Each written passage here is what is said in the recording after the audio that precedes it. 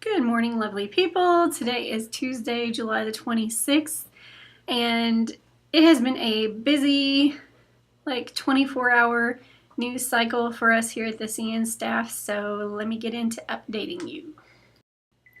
Okay, first of all, we do have updates on the two stories that I mentioned yesterday, both fatalities. First of all, Veronica Hodges, who allegedly stabbed a man to death over the weekend. She was arraigned yesterday, charged with first-degree murder via closed circuit, and Judge Betterton found probable cause, set a bond at $250,000 cash. She will be in court on August the 31st. If you want more details about that incident, I will link the story here for you. And also an update on the pedestrian which was killed. The police department was asking for help identifying her, and she was identified as 37-year-old Lakita Brown of Blytheville. There are more informations about the incident. There's more information about the incident in the story here, so I will link that for you below. Okay, 3 CN newsroom staff members did attend 3 different school board meetings last night.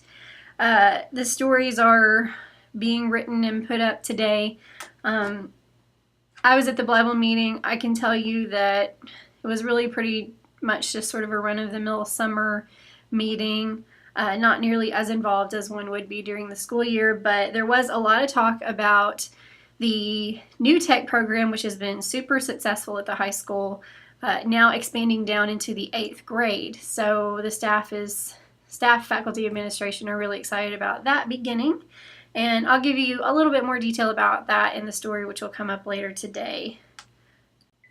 Also, Mark Brassfield attended the Gosnell school board meeting, and I think he's working on his story as we speak, or it may already be done.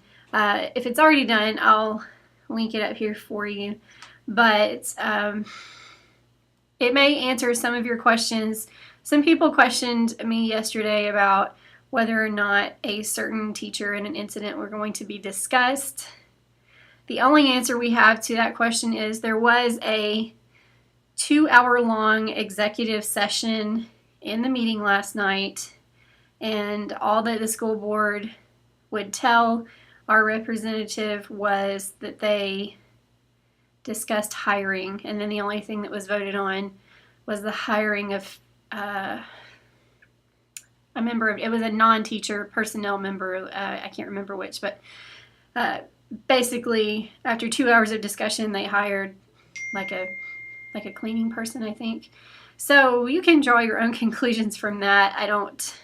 My opinion is that we were probably not given the full range of discussion from that meeting, but nevertheless, no action was taken. All right, and I will be off here in just the next little bit to our court because there is a hearing today I mentioned this yesterday, in the injunctions filed by the city of Osceola against Mississippi County in an attempt to stop the August 9th special election, which would split the hospital tax and create a bond issue for construction of a new courthouse in Blytheville. I feel like I've said that so many times now that the sentence is just spewing out because it's memorized. Anyway, yeah, that's happening today. So I will keep you updated. Also, this evening will be the regular meeting of the Quorum Court in Osceola at 7 o'clock at the courthouse. And there are some issues that could lead to some heated discussion. Generally, I will say that the Quorum Court tends to get all that out during committee, and then when you get to their actual meetings, they're pretty much set. They vote. It's not a big deal. Tonight, I don't know. We have some issues with a grant that was applied for that nobody really liked, so we'll see. We'll see. And the last thing I have for you today is a lovely positive announcement. I don't normally do this kind of thing because it's almost sort of like advertising for a business, which we don't do, or I don't do in my department. here. But one of our local businesses, actually two of our local businesses, have partnered up to show solidarity and support for our police department. Russell Sales, Dave Russell at Russell Sales, has offered to pay for a free breakfast for any of our area law enforcement officers. So police, sheriff's department, anyone who's a law enforcement officer from any of the entities within the county, at the Front Porch Cafe on Main Street through the end of July. So that's actually just through the end of this week. They did start this like earlier in the month. It's just that I didn't announce it here until today. But all he asks is that you show up in uniform, you sign your name, and they will give you a free breakfast as a thank you for being a law enforcement officer. So that's pretty cool. And that's all I have for you today, but we will keep you updated, and I will see you guys tomorrow.